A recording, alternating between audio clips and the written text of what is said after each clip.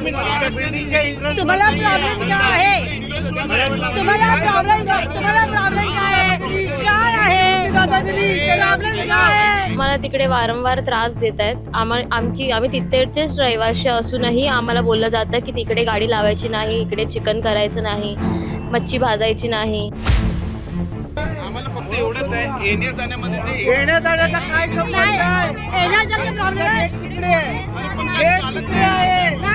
Gate तिकडे आहे. हा स्टॉप उचला पाहिजे. त्या दिवशी रात्री अचानक 11:30 वाजता अख्खी 20-25 जण आली आणि बोलायला लागली की इकडून गाडी काढा, म्हणजे काढाच, इथे लावायची नाही, उद्यापासून दिसली पाहिजे नाही इकडे गाडी. लालबाग पहिला असं येतो, हा मराठी मुळांचा तो एरिया आहे. त्यांनी इकडे येऊन त्यांनी माजुरीपर्यंत दाखवायचं हे आम्ही खपून घेणार नाही.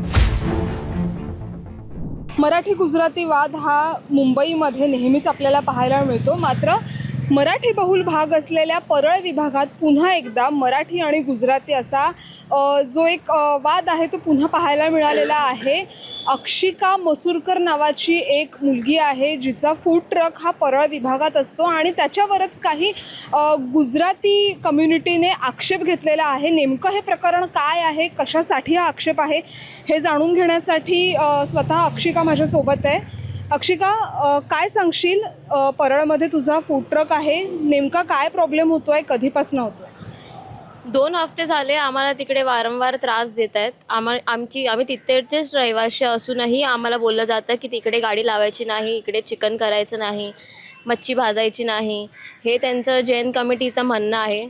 त्या दिवशी रात्री अचानक 11:30 वाजता अख्खी 20-25 जण आली आणि बोलायला लागली की इकडून गाडी काढा, म्हणजे काढाच, इथे लावायची नाही, उद्यापासून दिसली पाहिजे नाही इकडे गाडी, आणि अरेरावी करायला लागले.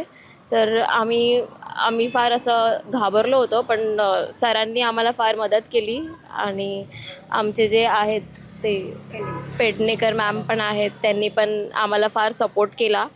तर त्यांच्यामुळे आता आम्हाला थोडंसं रिलीफ आहे. आणि अमित सरांनी पण आम्हाला सांगितलं आहे की काही टेन्शन घेऊ नकोस, तुला आता तिकडे लाव बिंदास गाडी करून, मी स्वतः तिथे येतो.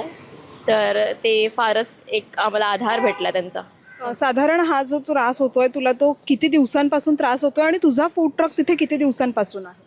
आम्ही 7 महिने झाले तिथे लावतोय. पहिला आम्ही 4 नंबर गेटला लावायचो केमच्या, मग नंतर आम्ही समोर शिफ्ट केलं कारण की तिकडे केमचं परिसर आहे म्हणून आम्ही समोर शिफ्ट केलं, कारण तो कोणाला त्रास नको होऊ दे म्हणून. आणि तिकडे जिथे आम्ही लावतो तिथे कोणीही येत जात नाही ते फुटपाथवरती. एवढ्या दिवसापासून ती फुटपाथ अशीच होती ब्लँक, तिकडे कोणी येत जात नव्हतं. पण जेव्हापासून आम्ही तिथे लावायला लागलो तिकडे फारच ऑब्जेक्शन ते लोक आमच्यावर घ्यायला लागलेत की इकडे नॉनव्हेज करायचंच नाही करून. तर हा सगळा प्रॉब्लेम झाला होता. तुझ्यासोबत तुझी आई पण आहे.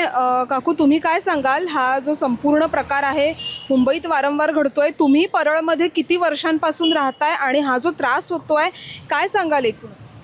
मी अक्षिकाची मम्मी आहे. मी परेला जवळ 40 वर्ष मी राहते परेला.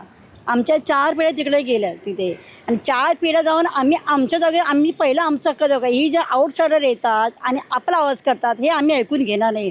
आता ती लोक पैसे कमवायला आलेत, आम्ही पैसे कमवतो. आम्ही तुम्हाला काही नाही बोललो का? तुम्ही कमा नाही का? तुमच्या लोकांना माहिती आहे परेल लालबाग सगळ्या मच्छी खाणारी माणसं आहे, तर तुम्ही ते बघायचं मग घ्यायचं ना. तुम्हाला त्याची गरजच नव्हती ना. आम्ही सांगितलं नाही या आणि आम्ही सांगितलं नाही ना तुम्हाला. मग तुम्ही येतं ऑब्जेक्शन घेता. ही त्यांची डेअरिंग, ही त्यांची मस्ती, जोर मस्ती आम्ही चालवून घेणार नाही.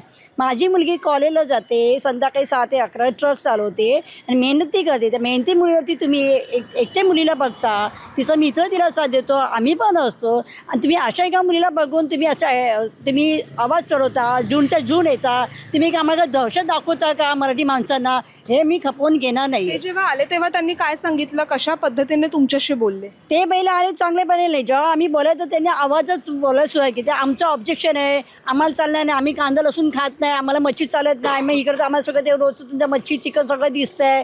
आम्हाला तुमचा प्रॉब्लेम आहे. आम्ही तर म्हणाला आमचा प्रॉब्लेम नाही ना, मग तुम्ही इकडं जाऊ नका ना. मग आमचं जायचं रस्ताच आहे, काही नाहक कारण ती लोक देत बसले असे की ते न पटल्या देत बसते. पण आम्ही तिकडनं हलणार नाही. आमची जागा 4 वेळा तिकडे घ्यायची, एक पिढी पण नाही. आत्ता नाही आले ही लोक बोलतात हे आम्ही खपवून घे. मी तर ते अजिबात खपवून घेऊ नये. मी तर काय मराठी माणसाने खपवून घ्यायचंच नाही. आणि लालबाग पहिला असं येतो, हा मराठी मुळांचा तो एरिया आहे. त्यांनी इकडे येऊन त्यांनी माजुरीपर्यंत दाखवायचं हे आम्ही खपवून घेणार नाही. खरं तर तुम्ही आज अमित ठाकरेंची सुद्धा भेट घेतली होती. अमित ठाकरेंशी काय बोलणं झालं, त्यांनी कशा पद्धतीने तुम्हाला आश्वस्त केलंय? त्यांनी आमचे विचारलं काय झालं, त्यांनी शांतपणे सगळं सर्विस व्यवस्थित ऐकून गेलं. त्याने काही घाबरू नका, मी आहे, काही तुम्हाला होणार तुम्ही ट्रक तिथेच लावा, तुम्ही घाबरू नका, मी कामसोबत तुमच्यासाठी. आणि मी तिकडे स्वतः मी तुम्हाला तिकडे भेट देणार. जसं हे दादांनी पण आम्हाला खूप सपोर्ट केला, त्यांनी पण बोलताना कोऑपरेट केलं. आमच्या पेंडेकर मॅडम तेव्हा पण सारखे सपोर्ट देत होते. पण आज इथपर्यंत आलो तर आज मी एवढी बिंदास झालो ना की आम्हाला कसलं टेन्शन आहे.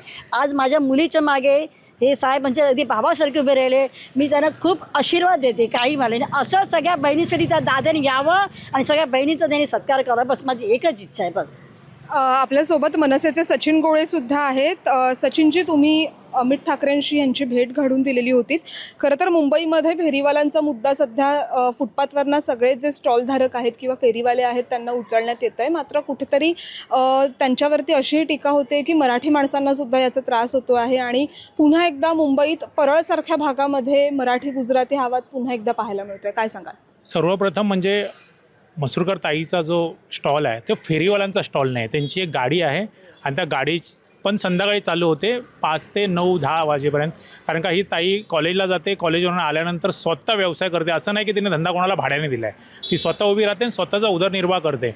मला सरकारला पण महानगरपालिकेला पण सांगायचं आहे की तुम्ही वुमन्स डेचे झेंडे मिरवता, महिला दिन हे वगैरे करता. आज ही महिला खरोखरच स्वतःच्या पायावर उभी आहे आणि हिला जर विशिष्ट कम्युनिटी किंवा विशिष्ट प्रकारची लोकं येऊन त्रास देत असतील की आम्हाला मच्छी आवडत नाही, आम्हाला चिकनचा वास आवडत नाही म्हणून तू धंदा बंद कर, तर अशा मराठी लोकांसाठी सन्माननीय राजसाहेब आणि सन्माननीय अमित साहेब यांचे दरवाजे नेहमी उभे आहेत.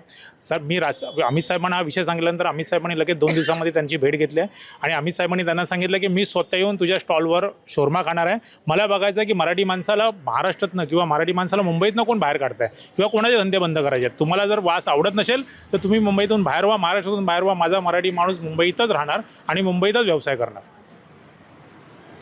एकूणच जर हे संपूर्ण प्रकरण पाहिलं तर कुठेतरी पुन्हा एकदा मराठी आणि गुजराती हा वाद पाहायला मिळतोय. आणि आता स्वतः अमित ठाकरे यांनी सुद्धा यांना आश्वस्त केलेलं आहे की मी स्वतः तुमच्या फूड ट्रकवर येणार आहे आणि मी स्वतः शोरमा खाणार आहे.